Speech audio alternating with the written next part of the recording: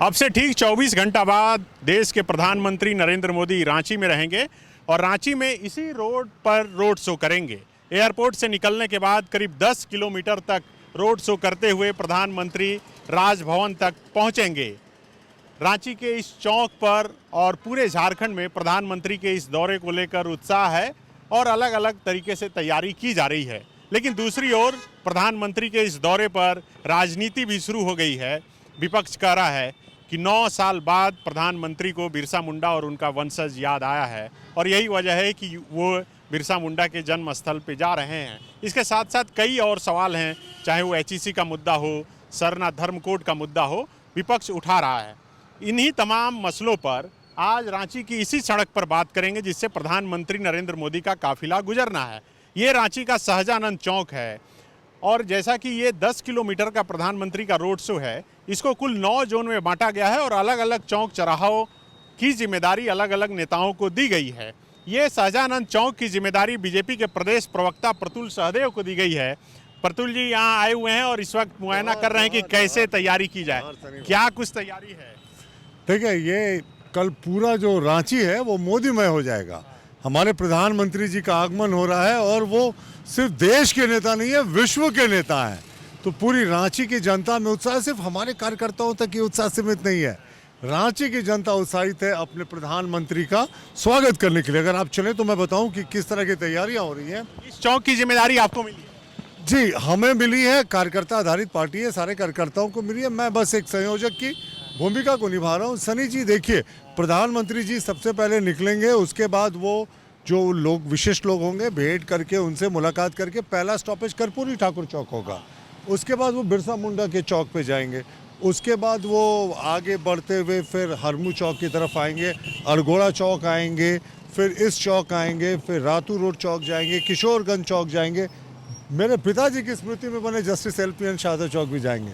सो एक सुखद अनुभूति है। उसके बाद वो मछली घर के पीछे स्थित जो रणधीर वर्मा चौक है वहाँ भी जाएंगे। तो पूरा रोड शो प्रधानमंत्री जी को, और हमें पूरी उम्मीद है कि करीब करीब सनी जी 1.5 लाख से कम लोग यहाँ पे उपस्थित नहीं होंगे हर एक पॉइंट्स पे। अच्छा, ये सड़क पर 1.5 लाख लोग रहेंगे हमें लगता है, क्योंकि जैसा उत्साह है और ये स्पॉन्टेनियस कार्यक्रम है। और आप 1.5 लाख लोग इस तरीके से जोड़ेंगे कि हम तो पार्टी के स्तर से तैयारी कर रहे हैं कि हर एक पॉइंट्स पे 3,000-4,000 लोग जुटे, तो 40-50,000 लोग ऐसे जुटते हैं। और जो स्पॉन्टेनियस प्रधानमंत्री जी को देखने के लिए लोगों का जुटान होना है, ये मुझे लगता है एक महाजुटान होगा। 1 लाख लोग तो स्पॉन्टेनियस अपने अपने घरों के बाहर ही आ जाते हैं। यहाँ पर क्या तैयारी है शाहजहानंद चौक पर, चूंकि आप रहेंगे? आइए मैं दिखाता हूँ आपको। यहाँ पे ना, ये देखिए, देशवाली सरना सा अखड़ा स्थल है और यहाँ से होते हुए प्रधानमंत्री का काफिला जो है अब से ठीक 24 घंटा बाद गुजरना है। जी देखिए, ये बिल्कुल इसी देशावली सरना सा अखड़ा स्थल के बगल में हम लोगों ने यहाँ पर इंतज़ाम किया है। यहाँ पर टेंट लगेगा, स्टेज लगेगा और जो झारखंड का परंपरागत नृत्य है और डमकश खेलते आपको लोग आएंगे। बहुत सारे लोग डमकश का मतलब नहीं समझ पाएंगे। जो ट्रेडिशनल नागपुरी का डांस है और जो नागपुरी के वाद्य यंत्र है, कल आपको यहाँ नरसिंगा भी देखने को मिलेगा, जो बड़ा अमूमन कम दिखता है। वो नरसिंगा बिल्कुल इस तरह से नाग के शेप का होता है। तो यहाँ बिल्कुल ट्राइबल कल्चर दिखेगा और हज़ारों की संख्या में यहाँ लोग जमा होंगे। यहाँ उनके लिए व्यवस्था होगी, उनके बैठने की, उनके चाय पानी की व्यवस्था होगी। और प्रधानमंत्री के आगमन में मुझे लगता है 7 बजे से ये पूरा इलाका जो है वो भर दिया जाएगा। हमने उनको हिदायत भी दी है कि एक रस्सी खींच के लोगों को इस भीड़ में सहमित करने की कोशिश की जाएगी कि इसी तरफ रहें। तो हमने भी सबसे अपील की है कि SP जी के साथ सहयोग करें। लेकिन ये चौक और इसके बाद हरमू चौक, ये चौक, फिर आगे किशोरगंज चौक, लगातार चौक जो है वो आपको हमेशा दिखेगा कि मोदी जी का। और मोदी जी अनप्रेडिक्टेबल रहे हैं, वो कब कहाँ उतर जाए, किससे मिलने, अचानक से तय हो गया। अचानक से तय हो गया। सच में मोदी जी का झारखंड के प्रति बहुत लगाव रहा है, वो हमेशा आते रहे हैं। और देखिए, जनजातीय अपोजिशन जो भी कहे, बिरसा मुंडा के गांव जाने वाले वो 75-80 साल में पहले प्रधानमंत्री है साहब। ये लोग क्या कर रहे थे 75 साल तक? आज तक कोई नहीं। कांग्रेस के प्रदेश अध्यक्ष हैं राजेश ठाकुर, वो बोल रहे हैं कि 9 साल में पहली बार याद आए बिरसा मुंडा कि उनके घर जाना पड़ रहा है? राजेश ठाकुर एक बार अपना 1932 का खतियान दिखा दे, फिर उसके बाद उनसे झारखंडियत की बात हम लोग कर लेंगे। देखिए क्या है ना कि वो आज तक उनको 75 साल में भगवान बिरसा मुंडा क्यों नहीं याद आए। जनजातीय गौरव दिवस हम लोगों ने दिया, ट्राइबल मंत्रालय का गठन हमारी सरकार ने किया और 8वीं अनुसूची में संथाली भाषा को हमारी सरकार ने दिया। द्रौपदी मुर्मू एक आदिवासी महिला को पहली बार गवर्नर और राष्ट्रपति हमारी एनडीए की सरकार ने बताया। तो हमें और इसमें नहीं बताना, राजनीति नहीं करना, लेकिन सनी जी चेहरे के भाव बताते हैं ना कि एक साधारण कार्यकर्ता जब इतना उत्साहित है तो पूरा प्रदेश इसी तरीके से उत्साहित। और कल का प्रधानमंत्री जब चलेंगे तो आप याद रखिएगा, ठंड हो कुछ हो, अपार जन सलाह जो है वो उमड़ पड़ेगा। जिस आदिवासी की बात आप कर रहे हैं वही आदिवासी सरना धर्म कोड की मांग कर रहा है। यहाँ की सरकार विधानसभा से पास करके भेज दी है, तो पूछ रहा है विपक्ष कि सरना धर्म कोड पर कुछ बोलेंगे मोदी जी, उसका कुछ होगा? देखिए मोदी जी क्या बोलेंगे ये तो हम डिसाइड नहीं कर सकते, लेकिन सरना धर्म कोड पर हमारी स्थिति बिल्कुल स्पष्ट है। जब विधानसभा में पारित हुआ था तो हम लोगों ने समर्थन किया था और राज्य सरकार को कहा था कि आप बाबा कार्तिक उरांव जो कांग्रेस के बड़े नेता थे, जिन्होंने एक प्राइवेट मेंबर्स बिल इंट्रोड्यूस किया था लोकसभा में कि जिन आदिवासियों ने अपना धर्मांतरण कर लिया है उनको आरक्षण की सुविधा से वंचित किया जाए। तो हमारे नेता ने तो यही मांग रखी थी विधानसभा में। और अगर ये सरना धर्म कोड देने के लिए सीरियस होते ना सनी जी, तो ये सिविक्स का 7th क्लास का भी स्टूडेंट जानता है कि कोई बिल पास होता है तो गवर्नर के थ्रू होम मिनिस्ट्री और केंद्र में जाता है। इन्होंने सीधे होम मिनिस्ट्री भेज दिया, फिर दोबारा लौट के आना पड़ा।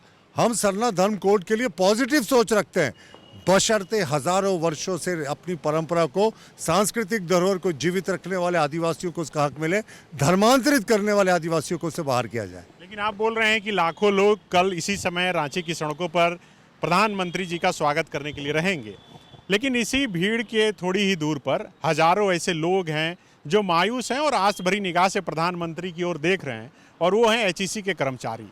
एचईसी धीरे धीरे क्या स्थिति है, पिछले कई महीनों से वहाँ के कर्मियों को वेतन नहीं मिला है, पर्व त्यौहार ऐसे बीत रहा है, फुटपाथ पे उन्हें दुकानें चलाना पड़ रहा है। तो क्या प्रधानमंत्री इन मुद्दों पर बात करेंगे? क्या देश के जो ऐसे नवरत्नों में एक था तो उसे डूबने से बचाएंगे? देखिए भारी उद्योग जो सचिव हैं मंत्रालय के, उनका इस पर बयान आ चुका है और उनका बहुत सकारात्मक बयान था। उन्होंने कहा था कि जो सैलरी का गतिरोध है वो राज्य सरकार से मिलकर हम इसको दूर कर लेंगे और केंद्र सरकार का उपक्रम है। और ये सिर्फ और सिर्फ एचईसी की बदहाल स्थिति जो हुई है ना, वो अति कब क्रॉस किया, वो 2004 से 14 का समय था, जब आप एक बार इनसे आंकड़ा निकाल लें जिस कार्य को करने के लिए एचईसी सक्षम था, उस समय की कमीशन खोर, रिश्वतखोर यूपीए की सरकार ने उन सारे ऑर्डर्स को प्राइवेट सेक्टर्स को दे दिया कमीशन पर। एचईसी को वो ऑर्डर्स मिल सकते थे, एचईसी केपेबल था वो बनाने के लिए।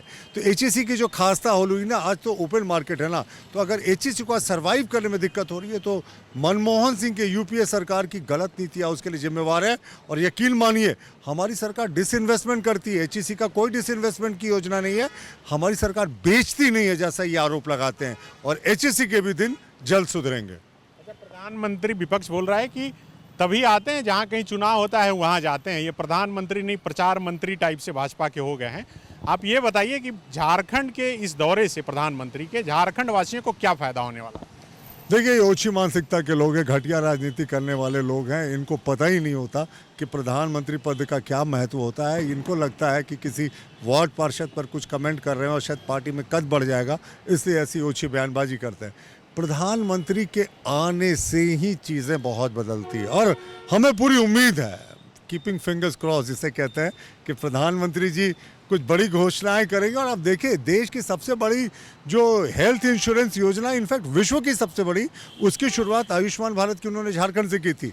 और कल जो भारत में वो पूरा प्रचार रथ रवाना हो रहा है सशक्त भारत वाली योजना का, वो भी कल यहीं से रवाना हो रहा है। तो बोले ना, कीपिंग फिंगर्स क्रॉस सनी जी, कि शायद कुछ झारखंड को फिर से प्रधानमंत्री जी से बड़ा तोहफा मिले। तो हमारी पूरी आशा है कि शायद ऐसा कुछ हो और एक सकारात्मक ऊर्जा आ जाती है ना। आप देखिए उलिहातू का पूरा परिवर्तन हो गया, जो शायद हमारी सरकार रहते भी हम उतना नहीं कर पाए। जो हेमंत सोरेन ने तो खैर 4 वर्ष तक ध्यान ही नहीं दिया, लेकिन रातों रात प्रधानमंत्री जी के आने की खबर सुनकर पेयजल का पानी पहुंच गया, सारी तमाम सुविधाएं पहुंच गई जो इतने दिन में नहीं हुआ था। तो एक सिर्फ विजिट से कितना अंतर पड़ता है उसका एक छोटा उदाहरण दे दिया। तो बिल्कुल देखिए प्रतुल जी आश्वस्त हैं कि प्रधानमंत्री जब झारखंड में आएंगे, 2 दिनों तक रहेंगे, तो झारखंड वासियों को ज़रूर कोई बड़ी सौगात मिलेगी। लेकिन आप देखिए कि यही वो सड़क है, अभी से ठीक 24 घंटा बाद इसी सड़क पर भीड़ होगी। हर कोई प्रधानमंत्री को नज़दीक से देखना चाहेगा और जिस तरह से बीजेपी के नेता और कार्यकर्ता तैयारी कर रहे हैं कि प्रधानमंत्री जब का काफिला जहां जहां से गुजरे उन पर फूलों की बारिश की जाए। और जैसा कि कई लोग बता भी रहे हैं कि स्वर्णरेखा नदी के पानी से अरगोड़ा चौक की सड़क के साथ साथ कई सड़कों को धोया जाएगा ताकि प्रधानमंत्री का स्वागत किया जा सके। सड़कों पर रंगोली बनाई जाएगी। तो एक एक तस्वीर हम आपको दिखाएंगे, क्योंकि चुनाव के बाद प्रधानमंत्री पहली बार ये झारखंड उनका दौरा है और हर कोई देखना चाहता है कि आखिर झारखंड दौरे की क्या कुछ तस्वीर है। शुक्रिया। TheFollowUp.in. Like, share, and subscribe.